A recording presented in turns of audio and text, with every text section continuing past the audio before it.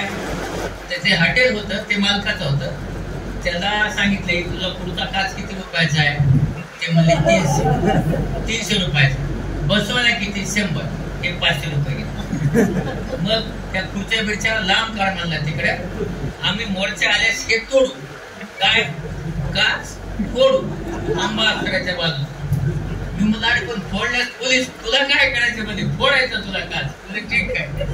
मग आम्ही तिथं दगड नव्हते ह्याच्यात काय करायचं बरं. ह्याच्या त्या कॉर्नरवर जाऊन आम्ही त्या लेंडीतनं 4 दगड आणले.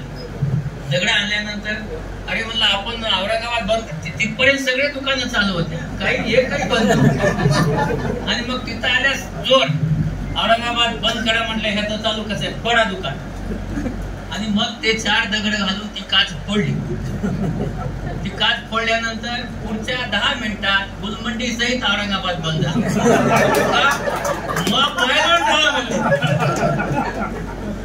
मग व्हायलंट झाला आणि सगळं औरंगाबाद बंद.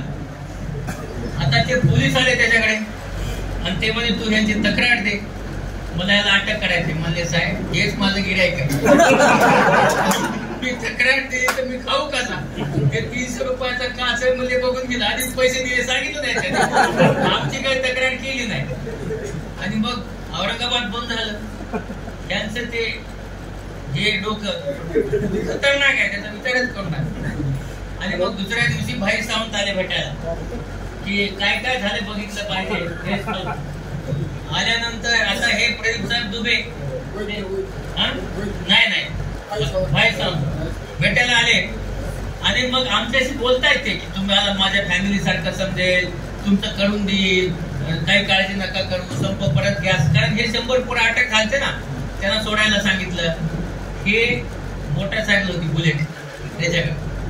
आणि बुलेटला इतका चाकू इतका एवढा.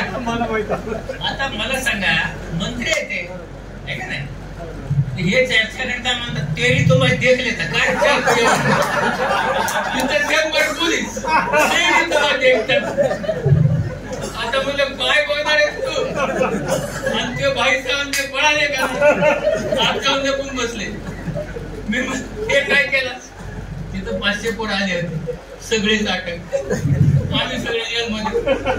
इथं ते हडसूलला त्याच्याकडे जेवायला नाही. मग आता काय करायचं? मला म्हणले तुम्ही नागपूरला चला, तुमचं जे काय रजिस्ट्रेशन वगैरे आम्ही ते परत ठेवू म्हणले. पण इथे काही गोंधळ घाला म्हणजे एक दगड आणि एक चाकू या दोन्हीने आमचं रजिस्ट्रेशन परत. आणि पुन्हा आम्ही एक झालो. पण ही जी मंडळी होती ही अतिशय म्हणजे आपलं सांगतो मैत्री कशी असावी. म्हणजे आमची जी मैत्री होती एकही एका विषयाचा नव्हता. हा बीपीएलला होता. बीपीएलला म्हणजे काय? कधीही भांडण झाल्यानंतर हा माणसाचे लोक कधीच नीट निघाले नाहीत. हाकी स्टिक घेऊन निघायचे.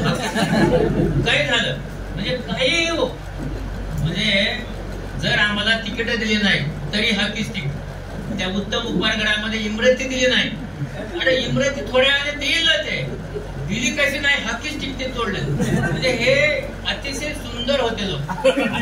आणि आमची त्यांची मैत्री इतकी खतरनाक मैत्री की आमच्यावर 101 केसेस झाल्या. भांडणं हे करायचं आम्ही जेलमध्ये. असं सगळं चालायचं आमचं. पण आम्ही 6 जण, एक पोलीस, हे फिजिकलचा, हे हे अर्धवट पत्रकार लावलाय. 100% अर्धवट पत्रकार. आता तुमच्याकडे पत्रकार असेल मला माहित नाही, पण तेव्हा मात्र फक्त अर्धवट पत्रकार होते. त्याला पत्रकारितेतलं प येत नव्हतं. ते पत्रकार करायचा का नाही मला माहित नाही. ते काही जुळवाजुळवी पंडितालाच माहित बाबा, ते जुळवाजुळवी करायचं का ते मला माहित. हे प्रेस मध्ये असायचा आणि प्रेस मधून येताना अजेंडा पेपर घरी मात्र नेहमी आणायचं आम्हाला वाचायचं. तर ते त्याच्यानंतर दुसरे 2 आमचे मित्र होते. ते एक काय होते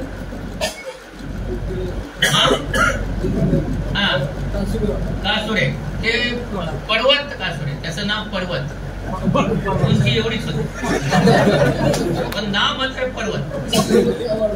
छत्रपती आव्हाडापर्यंत गेला पण त्याची उंची नाही वाढली, ते पर्वत नाही कुस्तीमध्ये भेटलो. हा, तर हे सगळे आमचे जे दोस्त आहेत ना, हे खतरनाक दोस्त होते सगळे, आणि हे सगळे आम्ही एकत्र आहेत. बरं, आता मी MBBS ला होतो, मी अभ्यास केला पाहिजे, त्या खोलीमध्ये अभ्यास कसं शक्य आहे? ते 6 महिन्यामध्ये पुस्तकाला असा हात लावता येत नव्हता. प्रत्येक जणांचा टाइम वेगळा, येणारा वेगळं, खाणारा वेगळं, आणि सगळं झालं हे कुठे का चल सिनेमाला जाऊ, आंबा अप्सरा, तिकीट कधीच नाही काढलं, मागे जाऊन बसायचं. समजा काही म्हणला तर त्याचे ते ह्याच्यात अशी पत्ती घालून द्यायची ह्याच्यात, आणि त्याचे ते सीट कापून टाकले. आणि म्हणलं पण त्याचं नुकसान का करतात? हे बजरे मध्ये फार सत्यवादी आला, म्हणजे आम्हाला सगळे खायचे. असे सगळे आम्ही होतो 6 जण रूममेट. त्याच्यातला हा पुढे चालून संपादक झाला. मी